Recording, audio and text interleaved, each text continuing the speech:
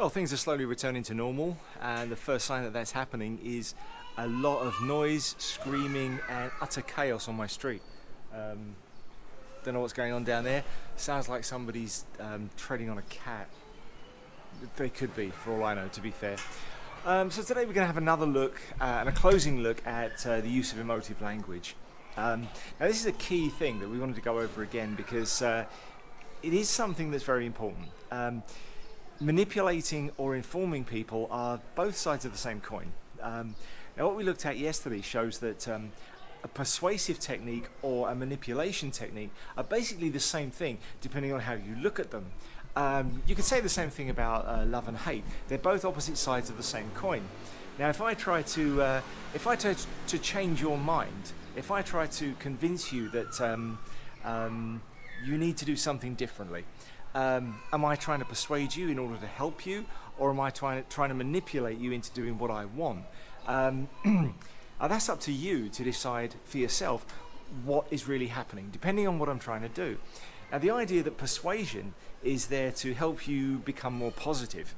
Manipulation is there to create a positive outcome for me, but who decides which is which? And ultimately, as you're going to find with a lot of things in life, you're the one that has to make that choice. It really comes down to what you believe. That's why it's so very important that you think logically, so you know what it is that you really do believe. It's far too easy for me to use emotions, fear, hatred to creep into your unconscious and make you believe what I'm saying, even though what I'm saying may make no sense at all. And we keep going back to the whole liberal agenda. Because the liberal agenda is a great example of this. There are videos all over the internet, and sometimes I watch them.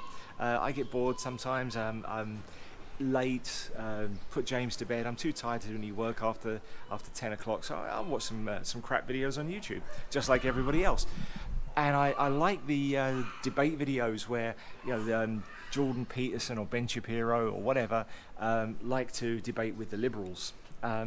And there was one the other day. I didn't even watch the video, just the trailer for it, of a bunch of screaming liberals attacking Jordan Peterson, and all he said was, men are men and women are women. And they attacked him, called him all sorts of things, that he was a liar, and it's transgender is the way forward, and we're all basically whatever we want to be. And it's just insane. It's absolutely insane. The response was entirely fear and emotion based, and his statement was entirely logical. There is nothing I can do to become a woman, and that's simply fact. That might be different in 20 or 30 years. Gene therapy could actually turn me into a woman. I could develop into a female if my DNA is sufficiently modified. But today, with our current level of technology, it's not possible. I can't be a woman. No more than a woman can become a man. And that's simply a biological fact. But, on the other hand, identity is permeable. I don't have to be Jack. I can change myself into whatever I want to be. I can't change the nature of my biology and the scaffold of who I am as a person, especially as a biological person, but I can certainly change the aspects of my personality that I don't want. It's not easy, but we can turn ourselves into somebody else. Not something else, but somebody else. And that's where the whole thing falls down. These people are trying to change something that's objective instead of subjective, and we can't do that. I can't change my road into a lake because it's just simply not possible. But I can change the way I see my road by checking a map and finding out what are my options and where I can go. It can get me to the riverside in a few minutes down that way. And that doesn't turn it into a lake, but it does change the way I look at this road, because this road then leads me to what I want. And that's what we've got to do as a people. We've got to realise and recognise that the things that are holding us back are often very, very small. They're very small. But we do that by breaking them down logically. The fear-based emotional responses, all they do is hold you back. They trap you. And they stop you from thinking logically. They stop you from breaking down the information, and they stop you from making choices that actually are beneficial to you. for the most part. And that's what we see with liberals. We see them going crazy because people don't agree with them. And the fact is that they know they're not making sense themselves. And their unconscious brain is scrambling to try and make sense of what it's hearing. And it's trying to make sense of who it is. And it's trying to support its sense of reality of the world. And none of these things work. So it creates a situation where we get cognitive dissonance, which is a gap between what you believe and how you act. Now, cognitive dissonance is an interesting function of the human brain, where we literally convince ourselves of something that isn't true. Now, an example of this was, one of the best examples was a fairy story that helped to illustrate what cognitive dissonance is, where I think it was a fox or a dog was trying to get some grapes, couldn't reach the grapes, got injured trying, and then said, well, the grapes look sour anyway. Now, there's a big gap between the logic of this dog or this fox wants to eat these grapes, can't get to them, so it says, well, they're sour anyway. I don't want them. So it's trying to convince itself of something that isn't true. Its actions are not in line with its thoughts, its processing, its speech. So there you've got cognitive dissonance, a gap between the way you're acting and what you're doing. And we see this a lot. And if you're exhibiting this kind of behavior, then you need to look at yourself and realize that you need to change. And there's nothing wrong with that. This is where the whole liberal agenda falls apart for me. We all need to change. We've all made mistakes. It's part of being human. None of us are correct all the time. All of us have huge facets of us that constantly need to be adjusted all the time. I'm always reading, I'm always learning new things, and a lot of times I'll learn something and it'll make me realize, I was wrong about that, and I need to adjust. And it's that simple. You look at yourself, think, I was stupid, I was wrong. Of course, I wasn't really stupid, I was reacting to the best facts I had at the time, and those facts weren't supported by the new information I've got. So you have to adjust. And so long as you can adjust, you're not an idiot. So long as you can just look at yourself and think, yeah, I made a mistake, now I need to put it right and move on. That's perfectly normal, that's perfectly human, and that's a mature adult thing to do. And I'm not just saying only adults can do it, a lot of you do. I've seen you do it. I've seen you make a mistake, my students, and then go, oh, yeah, I should have done this. That's it. You've accepted new information and you've become a better person for it. And it's just that simple. You do it. Unfortunately, as we get older, we get more rooted in the idea that we're correct. And then it becomes harder to do it. So stick hold of that. It's a very valuable facet of your personality.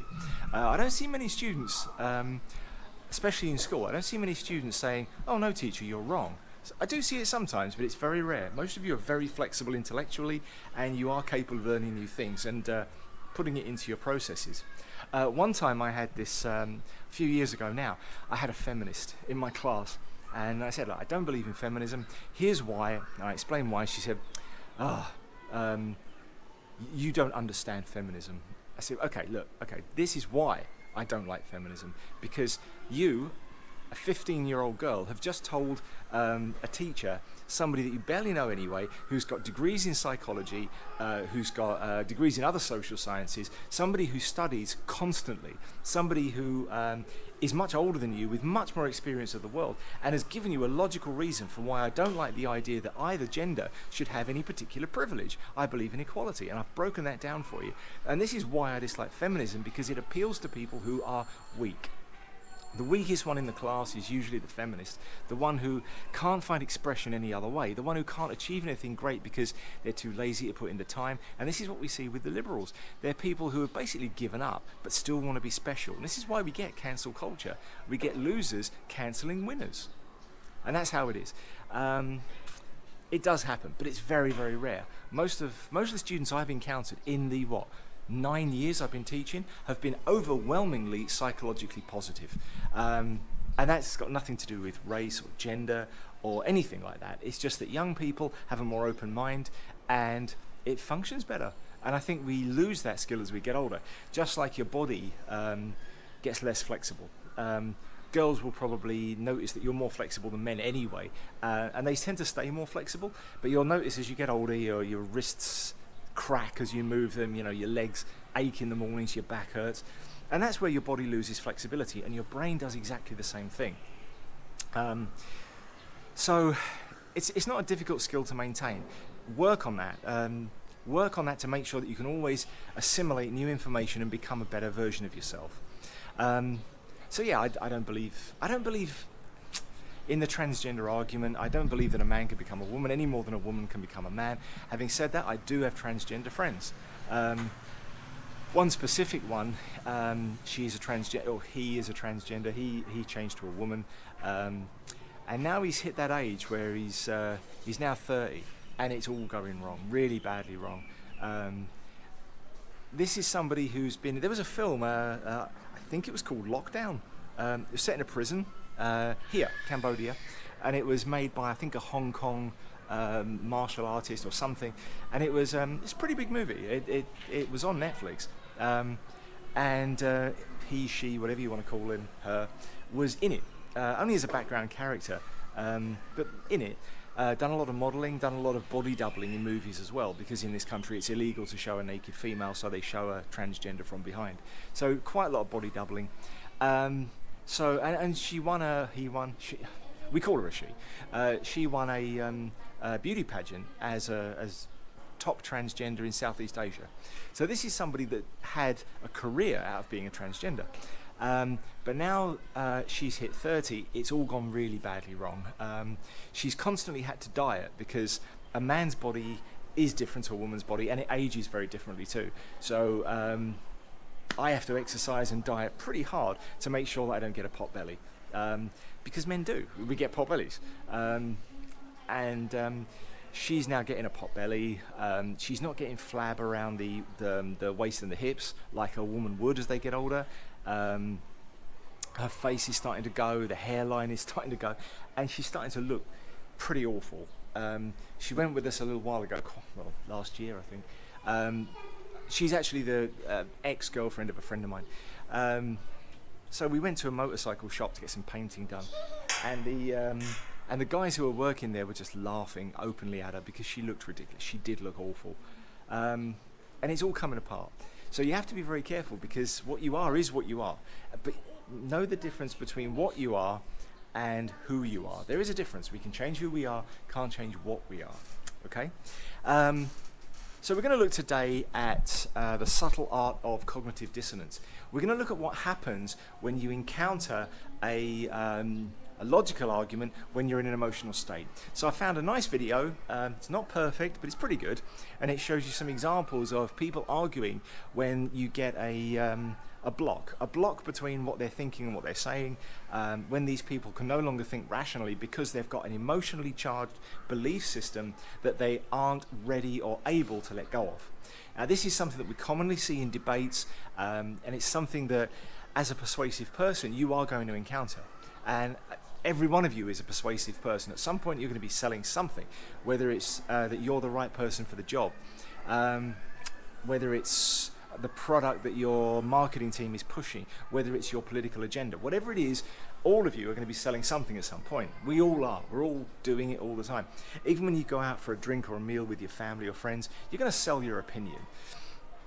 And this is what happens if it goes too far, or if it becomes heated. And when it becomes heated, basically, in my opinion, for what it's worth, as soon as somebody raises their voice, they've lost. As soon as somebody gets upset, you know that they've got a fear or emotion-based belief structure, not a logical one, and they are not going to be able to argue logically. When somebody gets upset or angry, that's it. They've lost the argument, but you've lost them. They're not interested in you anymore. They're now only interested in winning and in being proved right. And that's it. It's over. As soon as somebody raises their voice, the conversation, the ability to learn from what we're doing is over. For me, a discussion is as much about learning what I think as it is learning about what you think. I do this with my friend in Japan. We go online pretty late at night because it's the only time his family's asleep, and it's the only time we have. And we often argue in a very friendly way. We've never once raised our voices to one another, even when we were young.